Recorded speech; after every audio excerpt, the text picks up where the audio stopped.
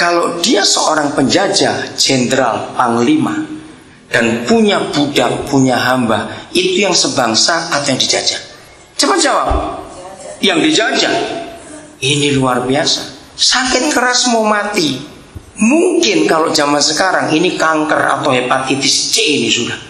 Rata-rata majikan Kristen gak mau repot, kasih uang 3 bulan gaji pulang. Maksudnya kalau mati-mati di rumah jangan sini bikin repot. Maaf saya berkata. Tapi orang kafir ini berjuang, panggil Yesus. Cari di mana orang itu, suruh datang.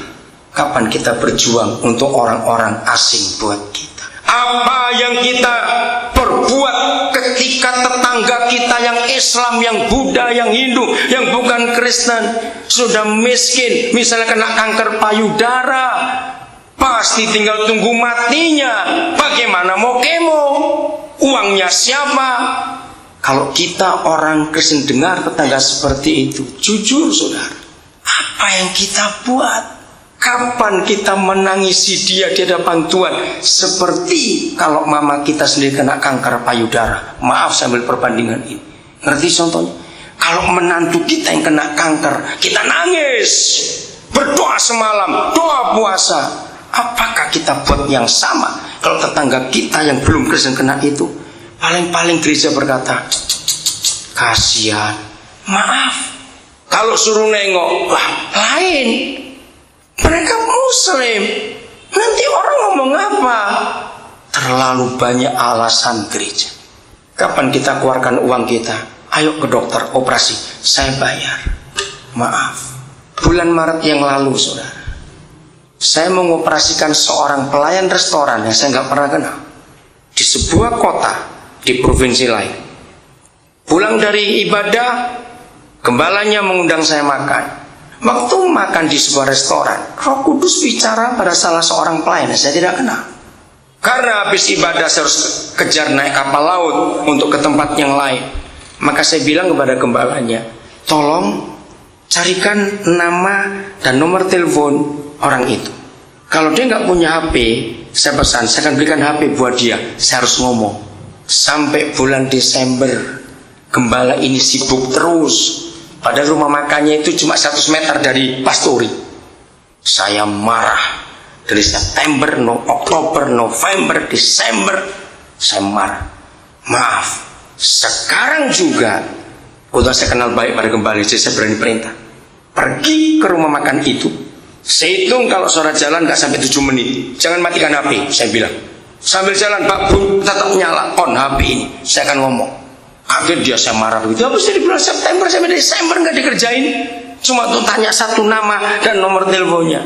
Sampai di sana pemilik berkata, oh dia sudah pulang ke kampung di provinsi lain lagi.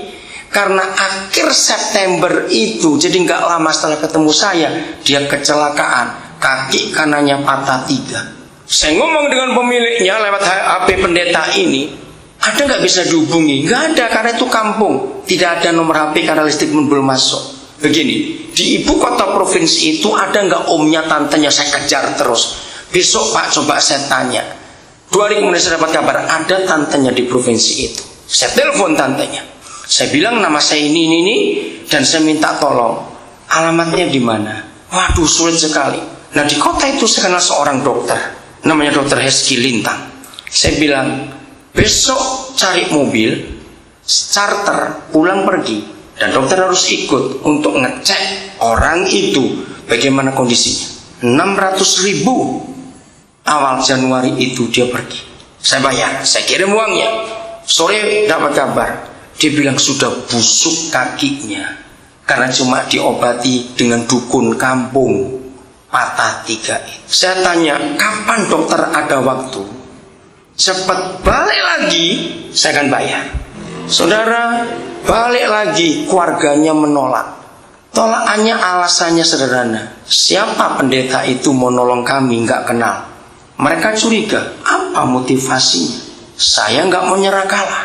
Februari saya suruh kembali lagi, tetap tidak mau. Saya doa, saya merebut jiwa ini.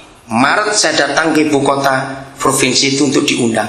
Saya telepon lagi dokter itu, bisa nggak dengan hikmat Sebagai dokter, tunjukkan apa akibatnya kalau anak ini nggak dioperasi baik, supaya dia sadar. Puji Tuhan, berhasil. Pas saya datang, orang ini sudah di rumah dokter itu. Dan hari itu saya dahului sehari sebelum acara besok. Saya cari dokter spesialis tulang. Saudara, ternyata sudah pendek 7 cm kaki anak ini. Dari bulan September sampai Maret. Di ronsen lagi, di foto semuanya. Saya tanya, dokter bagaimana? Operasinya bisa 6 kali ini, Pak. Wih, kenapa lama sekali? Diterangkan begini, saya nggak ngerti juga tentang ortopedi. Kira-kira berapa biayanya, dok, sampai selesai semua? Kalau hitung kasar 13 juta. Saya bilang, saya bayar, dok. Orang tuanya kaget. Saudara, dari bulan Maret sampai bulan Juni ini baru keluar rumah sakit. 3 bulan penuh, 6 kali operasi. Maksimal dokter sudah memanjangkan. Sekarang tinggal sisa 3 cm dari 7 cm. Ketika dia operasi pertama, saya telepon dia, saya berikan HP buat dia. Dia menangis, bilang papa sakit. Bayangkan, dia ditarik dengan beban 19 kilo untuk mengembalikan itu. 19 kilo sekian minggu, tahu-tahu yang digantung itu. Kesakitan dia. Saya bilang, kamu tahan. Saudara, saya praktekkan firman ini. Ayo kita buat sesuatu untuk orang. Hati Yesus bukan kepada program dan fasilitas. Hatinya kepada orang. Catat itu baik-baik.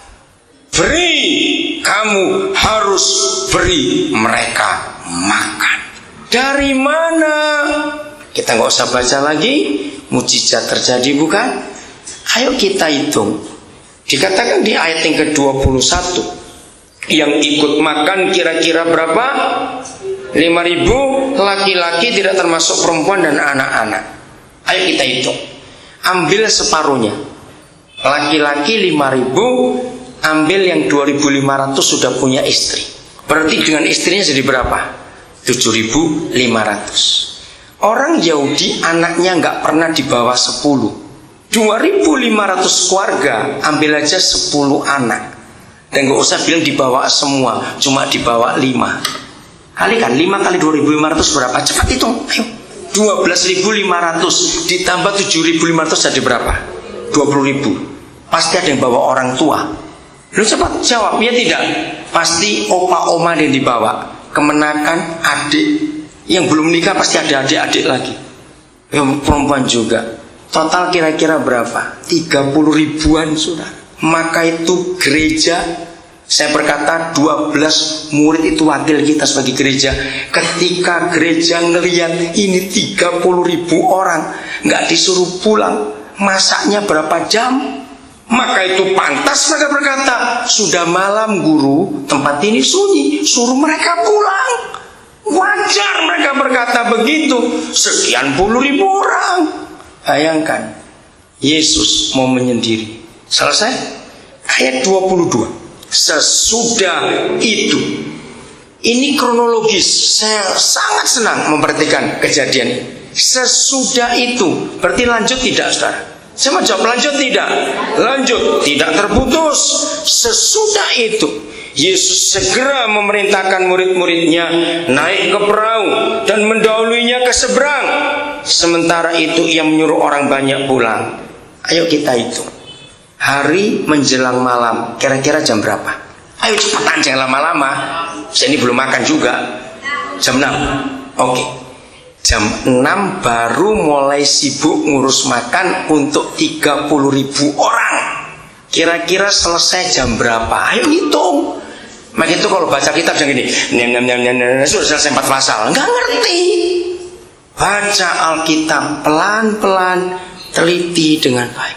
Kira-kira sampai jam berapa? Kira-kira jam 12, jam 1 lah. Ayo hitung. Nggak usah bilang 30 ribu orang. Siapa pernah beri makan untuk 100 orang saja? Dari 0 belanja dulu, bawa pulang ke rumah, bersihkan, potong-potong, masak, menyajikan. 100 orang aja berapa jam tuh? Nah, ini 30 ribu orang. Memang gak pakai masak, tapi baginya saja Sudah berapa jam? Kira-kira jam 1. Kalau dia seorang penjajah, jenderal, panglima, dan punya budak, punya hamba, itu yang sebangsa atau yang dijajah? Coba jawab. Yang dijajah. Ini luar biasa. Sakit keras mau mati. Mungkin kalau zaman sekarang ini kanker atau hepatitis C ini sudah.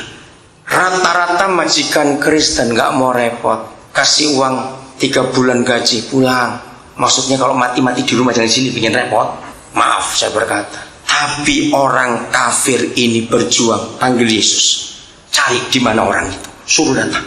Kapan kita berjuang untuk orang-orang asing buat kita? Apa yang kita perbuat ketika tetangga kita yang Islam, yang Buddha, yang Hindu, yang bukan Kristen sudah miskin, misalnya kena kanker payudara, pasti tinggal tunggu matinya.